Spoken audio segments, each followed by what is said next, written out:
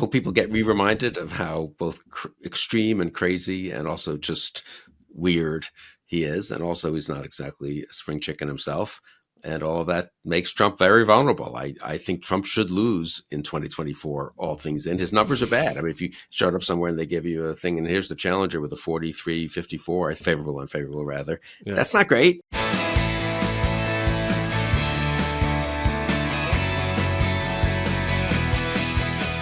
Hello and welcome to the Bulwark Podcast. All right. Nikki Haley has won the Washington, D.C. primary. About 2,000 people turned out for this.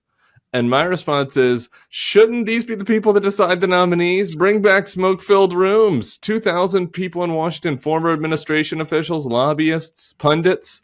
Shouldn't we be in charge? And not we anymore, but the royal we. Bill, what do you think about that? Smoke-filled rooms? I know we're in the pro-democracy movement, but just for the primary process. Maybe a little less direct democracy. And also, the primary was held at the Madison Hotel, 1 block from the Bulwark offices, 1 block from Sarah Longwell's office. And our people, I think those who live in D.C., they trudged that block. You know, it was tough. It was uphill. Maybe it was raining, but they went out to vote. So give them credit. You know, she won 2-1 in D.C. It's kind of Trump got a third of the votes. That's a little disturbing about the D.C. Republicans. I guess, though. Those are the lobbyists. Many of them, I assume, worked for him. Yeah, those are the ones who either aspired to. They either work for him or have have very lucrative lobbying businesses based on their close connections with Trump world, right? Yeah, they're a little worried that somebody might have looked over their shoulder, and seen their true vote. Okay, well, anyway, maybe for another podcast, but I'm half joking, half serious about how, I don't know, maybe we overdid it a little bit on our democracy when it comes to nominating contests. But we'll get some feedback on that another day. We are where we are. Trump, on the other hand, he was pretty weird this weekend. Frankly, he had a speech in North Carolina, another one in Richmond. The creepy music is back. And there was one quote that stood out to me that I want to listen to about what he thinks about the people that voted for Nikki Haley in Washington, D.C. And they say, always trying to demean, well, MAGA really represents 48% of the Republican Party. No, it represents 96% and maybe 100%. We're getting rid of the Romneys of the world. We want to get Romneys and those out. We want to get Romneys and those out. Well, in the one sense, Bill, it's a pretty accurate pundit analysis of the party, but potentially harmful. Is that a useful message? I think that really did hurt Carrie Lake when she said, "Get the hell out" to the McCain voters. This is kind of a PG version of that. What do you think? Yeah, isn't Nikki Haley getting all in, leaving aside D.C., which I will acknowledge is a bit of an outlier? What, about a third of the vote, I think, so far in the Republican primaries? We just add them all up. And I think she may get a quarter or so, maybe more than that, tomorrow on Super Tuesday. I'm hopeful here in Virginia. I'll be out voting early and often here and taking a Republican ballot for Nikki Haley. I believe you've commented that you took one in Louisiana. So I re-registered. We're not Super Tuesday. It's not till later, but I need to. But you have to actually re-register. We had to re-register. You had to actually re-register here. I was worried that I was going to get struck down from the heavens when I clicked the Republican button. It gave me a shiver down my spine. I felt a cold chill. But what else are you going to do? Here's the thing. I'm not becoming a Republican or anything, and obviously, Nikki's not going to win. But why not do anything that you can to, on the margins, weaken Trump is the one motivation, and the other is there's no better. I've got to experience it 3 times. There's no better endorphin rush than getting to walk into the booth and vote against Donald Trump. And so I'm excited to get to do that one more time, one bonus time. But I'm glad you've preceded me in sort of, we don't have to re-register here, but I'll be asking for a Republican ballot tomorrow morning for the first time, I guess, in 7 years, huh? So that's, but you think I can survive? It'll be okay. It'll be okay. I don't have to drink. I should get a drink first, maybe. You think I can do it, though? I don't know. I would get a drink it definitely, maybe wear a little light wrap, just to kind of protect your skin from any potential, I will do that. I will demons do that tomorrow morning. And anyway, look, yes. So Nikki, let's just going to say Nikki Haley gets 30% of the vote in these Republican primaries, all in. Let's even say that half those voters are really Democrat Biden voters ultimately. And so Trump's not alienating them. Half may not be, maybe a little high, but some number like that. Still, that's 15% of the vote is going against Donald Trump. He really is telling them all, forget it, I don't want you in the party. That elects Biden, even, or any other Democrat, right? So, I mean, I do think he's being a little cavalier, and I hope people, I hope the Democratic candidate uses this against Trump. I mean, you need to explicitly tell people Trump does not want your vote. You voted for Nikki Haley. Trump doesn't want your vote. That's a pretty good short ad, I think. It does. And anecdotally, I mentioned that having spent a lot of time in Arizona in the midterm for the Bulwark and the circus and covering that race, I just again, I don't know how much you can measure this, but it came up. Like, it would come up when I was talking to people that Carrie Lake said that she didn't want John McCain voters' votes. And so, I do think that certain people for whom, their identity is tied to being that part of the Republican Party and who have maybe reluctantly at some level gone along with Trump, or, maybe they didn't vote, or maybe they voted for him and held their nose. Yeah, I think that clips like that, can add to, and it's not a silver bullet, but can add to kind of the case to nudge some of those people that one step further. It's interesting Nikki about Arizona. Don't you think? I think it also is. It's one thing to attack another candidate. Trump's really going the step further, which they always tell you not to do in politics, which is to attack the candidate's supporters. Which isn't that what that clip of Trump really? He really is saying. He's not just saying I don't like Mitt Romney. He's I don't want any of these people who are supporting Romney or Haley. And as you say, that's exactly what Carrie Lake said in Arizona. I think it wasn't just that she attacked McCain. She doesn't want those McCain backers. And hopefully maybe that will do some damage. Let's hope so. All right, Nikki. Question is whether Nikki is taking him up on this. I know this is a Lucy with the football situation, and I'm not letting myself hope, but it is noteworthy. We should at least listen. Here was Nikki on the Sunday shows this weekend talking about whether she has to abide by her pledge to support Donald Trump. You did sign a pledge, an RNC pledge, to support the eventual nominee. Do you still feel bound by that pledge? I have always said that I have serious concerns about Donald Trump. I have even more concerns about Joe Biden. So is that a no? Are you bound by the RNC pledge? The RNC pledge, at the time of the debate, we had to take it to where, would you support the nominee? And you had to, in order to get on that debate stage, you said yes. The RNC is now not the same RNC. Now it's So you're no Trump's longer bound by that pledge? No, I think I'll make what decision I want to make, but that's not something I'm thinking about. Do we have a technicality here? By kicking Ronna McRomney out, did they give Nikki an out?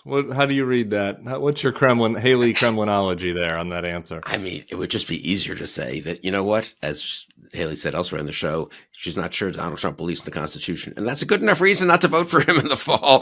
But if it takes all this nonsense about, yes, as you say, it's a different RNC and, other sort of complicated ways to get there.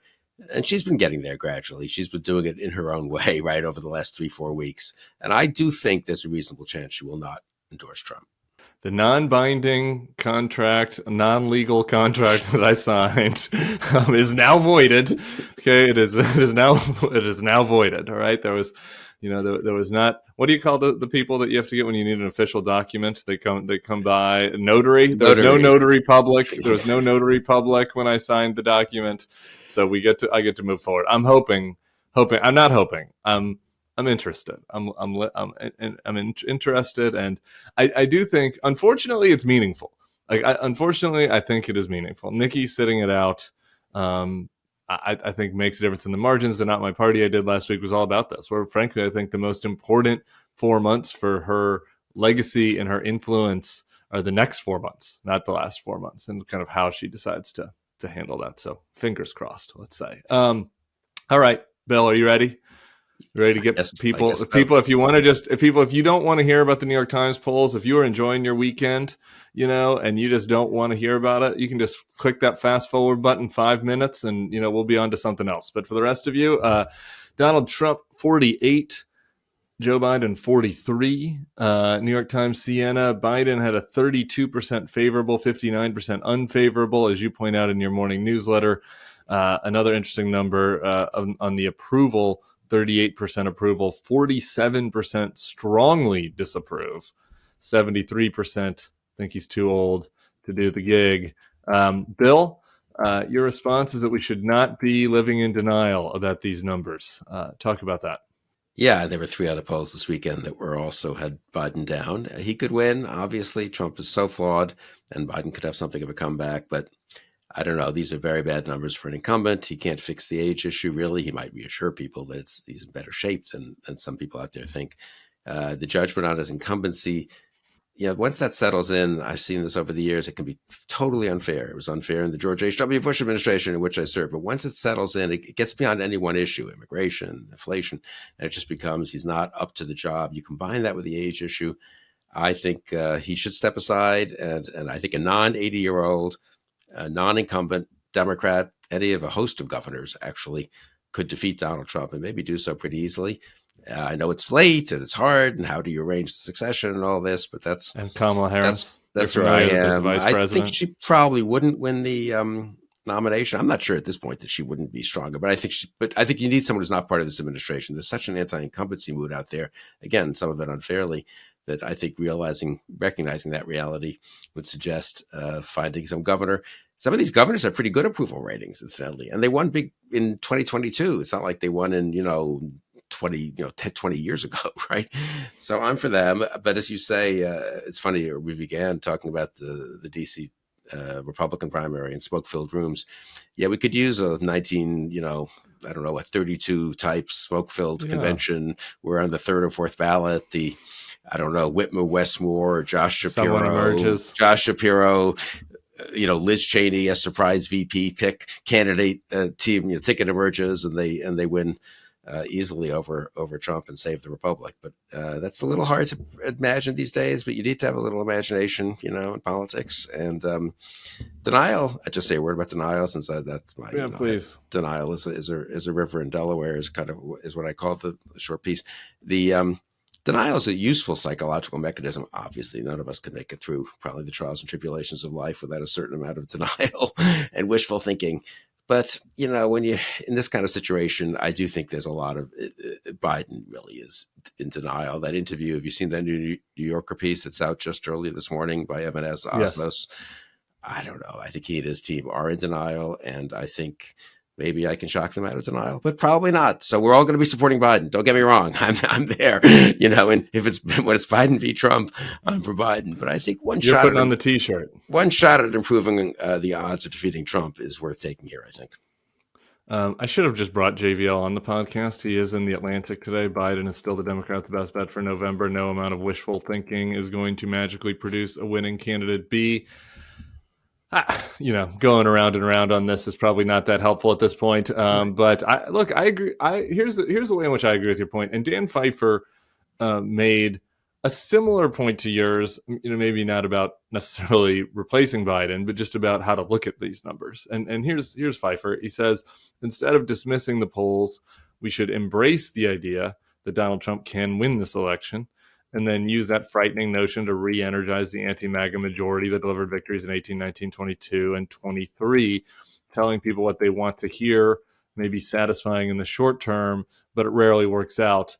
And so, I think that his point is, I think, well taken, right? That I blanch at the reflexive, oh, the polls have been wrong. The polls are terrible. This is not, this is biased. This is, I don't, look, I lived through this when I was on the other side in 2012. Everybody thought that everybody was unskewing the polls in favor of Mitt Romney, and people were looking through the crosstabs and convinced that Mitt Romney was actually going to win. And I was the one person at the RNC. I remember being in the RNC in a conference room, looking at the people in charge of the data and the politics and saying, you guys prove this to me, walk me through this, because I think you're wrong. Like, I think the numbers are pretty clear that we're on a track to lose. And they got mad at me, and I was no longer invited to those meetings. So you don't want that to happen in the Biden campaign, right? I was, in fairness, as the deputy communications director, was I needed in those meetings? Probably not. But still, I certainly wasn't needed if I was going to be the turd in the punch bowl. So it's not helpful to not pay attention to it. If it is Biden, assuming it is Biden, I think that then there are things you can take away from this about like what needs to be done, and pretending like the numbers aren't what the numbers are. And pretending like the polls have been that far off. Like, I go back to 22, for example, and there's this kind of belief that the polls were really off when really the punditry was off. Right. So, and self included, by the way. I just, like if you looked at the numbers, they ended up being pretty close, like to reality. And they're a little bit off, right? It's anytime, like polls aren't perfect, right? And so just like in 2020, they were a little, they're off a point or two, but it's not like there was an 8-point miss.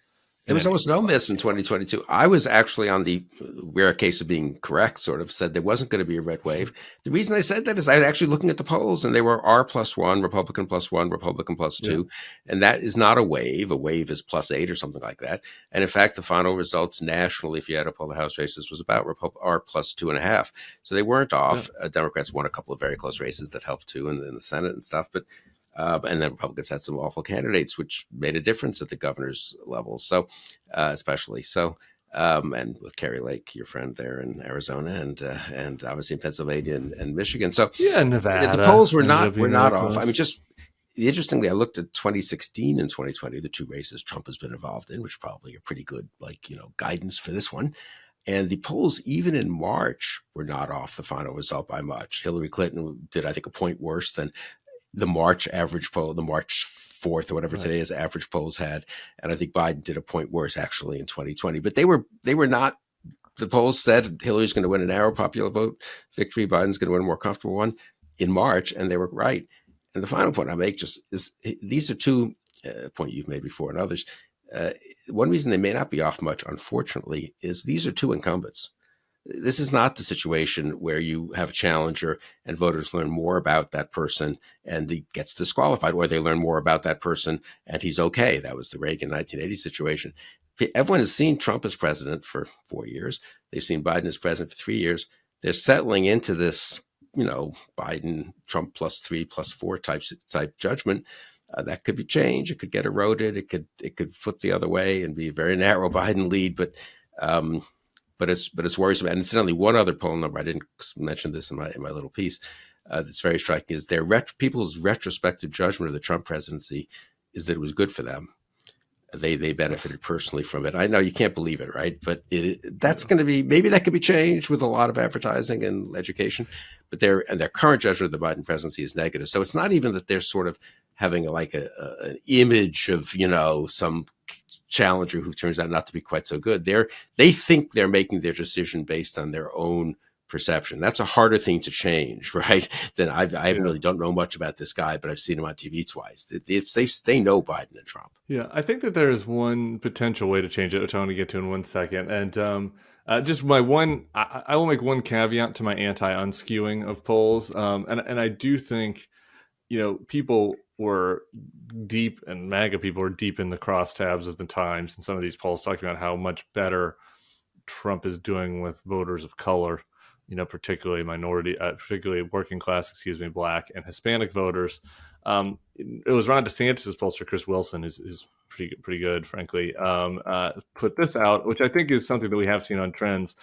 Republicans are gaining with Latinos. There's a major caveat, though. Only 3% of the Times polls Latino interviews were in Spanish, but Spanish-dominant Latinos are usually about 20% of Hispanic voters, and in 2022 they won Democrats.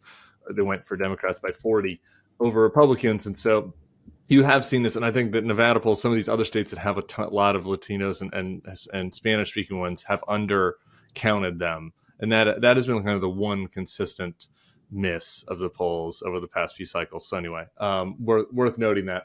I want to talk about potentially, optimistically, the way that some people might change their view on Trump. And this is this kind of conversation about how Trump is not Trump has not been in their face. A lot of people that are casually watching this, I could have picked a million clips from these two weird rallies that I suffered to this weekend, but here's just one. Let's listen to Donald Trump talking something about Russia with a score behind him. Recently heard that Saudi Arabia and Russia will be reducing their oil production. So sad. While at the same time substantially increasing the price. Was that music from the rally, or did you just put that in here? The music is from the rally. The music is from the rally. About 40 minutes into his rally, he some fascistic kind of background music comes in now. And there's a QAnon connection. I can't quite figure it out, but people in the crowd start putting one finger up. It's very cultish, very weird. And then he had trouble. He couldn't say warmonger. He trouble saying Venezuela. Again, we could have done a million clips. That this is the weird thing where he gets lost talking about about drilling in Russia. Is this? I do think this is our optimistic case, right? That like people have like tuned him out, and now it's like, wait a minute, this guy. I've kind of forgot how weird he was. Like, not listeners of this podcast, but more people who have normal lives who listen to podcasts about the Real Housewives or the NFL or something. Maybe getting reminded of him. No, very much. I totally agree with that, and I hope that hope people get reminded of how both extreme and crazy and also just weird he is. And also he's not exactly a spring chicken himself. And all of that makes Trump very vulnerable. I think Trump should lose in 2024, all things in. His numbers are bad. I mean, if you and I showed up somewhere and they give you a thing, and here's the challenger with a 43-54, I think approval, disapproval, favorable, unfavorable, rather. Yeah. That's not great. I mean, if you're a challenger, usually Biden was not underwater. He was, what's the opposite of underwater? He was overwater. He was fine. And when he was a challenger, up in the air, he was in 2020, like 52-44, because challengers usually are sort of favorable if people are unhappy with the way things are. For Trump to be underwater doesn't help him, but unfortunately Biden right now is further underwater. So I agree. Trump's weakness remains real. And that's why the Democrat will have a chance against Trump, including Biden. Biden will have a reasonable chance against Trump. I just think it's slightly under 50-50 now, and it could be much better than 50-50 if Biden chose to step aside. All right, two more things really quick. What do you say to the medium criticism part of this? And I don't love being a media critic. There's so much media out there. I think everybody's like, nobody's talking about this. And it's like, well, no, they're just not just watching the right thing. But I think there is something to the fact that like the mainstream media is feeling very obligated to go overboard in focusing on Biden's weaknesses and a sense of being fair, and that the Trump doing weird music at his rallies and fumbling words and saying insane things and being racist, and he compared this guy to Martin Luther King 2X, right? All of that is old news, and so they don't have to talk about that. What do you think that's a fair critique, and that is in some way creating a death spiral here a little bit for Biden? I think it's a somewhat fair critique, and it's creating some problems for Biden. I think it's worth calling the media on that. And I think the media will adjust. I mean, once we have the real clarity, once the Haley thing in a way goes away, which is, I'm happy she's staying in there and causing a distraction. But once it really, really becomes Trump v. Biden, everyone will be reminded of Trump for 6-7 months. And that's obviously Biden's best shot. All right. Ukraine, they're still dithering. Nothing's happening. The war is getting worse day in, day out. These guys are doing what? I don't know, washing their hair in the House of Representatives. There seems to be absolutely no urgency. What's your sense of that at this point? No, just what you say, no sense of urgency. And even the good Republicans who are working quietly on a discharge petition, Hakeem Jeffries is working on it, and then they're also pressuring Johnson, so the speaker. But I mean, this is important. This is like, I think maybe we'll get it. Some I read last night, might get this late in the month or at the beginning of April, because there'll be another vehicle for it to move on. I just feel like it's the most important foreign policy moment since the end of the Cold War, and we're not approaching it with a sense of urgency we should be. Biden will have the chance to talk about this in the State of the Union. I do think that being able to reframe this and the immigration thing is an important opportunity for him later this week during the State of the Union, because it is true. I think that there are legitimate critiques you can level at Biden on the border, less legitimate ones you can level at him on Ukraine. But he did what you're supposed to do. There's a deal. There's been a deal. Right. Worked with Republicans, worked with conservative Republicans, gave up stuff that he didn't want to get, that Democrats don't like on the border. All the liberals in California running for that Senate seat said they would be against the immigration bill because it was too harsh. And so Biden made the compromise, did what was needed, and now these guys are doing nothing because of Donald Trump. And I think that that's a worthwhile contrast. Look, I think Biden the State of the Union is pretty. People say it's important always in Washington, and never really is. Rarely is important. I think it is this week, because he has a chance to obviously reassure some people and make the case strongly. I mean, and substantively. And then let's see if the White House and the campaign are also ready to really follow up in a serious way with paid advertising on something like the border and on other issues. And then let's see if the special counsel, the guy who wrote that Biden was too old to, have charged on the documents, what his testimony is like next week. It's actually a pretty important week when you think about it. But if you go through the State of the Union through her testimony next week, we'll have a better sense in 2 weeks whether these polls are maybe the low water mark and maybe Biden will have some recovery, or whether they really are, give us a sense of what's to come. All right. We'll be back talking about this next week. We will not be in denial. We will not be in denial. We'll be clear-eyed about the challenges and the threats and what we need to do to beat them. One quick note, starting next week, I'm going to try out a mailbag segment on the show to give you all a little something if the guest is getting you down. Hint, hint, Bill. So send in your questions on politics, but on anything you want my take on: parenting, music, policy, gay stuff, travel, adoption, Louisiana, Nikola Jokic. If you need some life advice, I've got you. If there's a man out there that's got you down and you want my feedback on it, I've got you on that too. So send in questions on whatever your heart desires. The new mailbox, Bulwark Podcast at thebulwark.com, Bulwark Podcast at thebulwark.com. I'll answer the questions that pique our team's interest on the show. All right, Bill Kristol, you have any questions for me? You need any advice? My advice to our viewers and listeners is send Tim questions about Jokic. He's excellent on that topic. Some of those others, I don't know. I'd be a little, not so much, maybe. Just my 2 cents worth, Okay, yeah. Well, we'll see what the people want. Everybody can think about it, and maybe it won't work out. Maybe this will be one of those one and done segments. We'll see. We'll see what people think. See you on the other side. Thanks, Bill.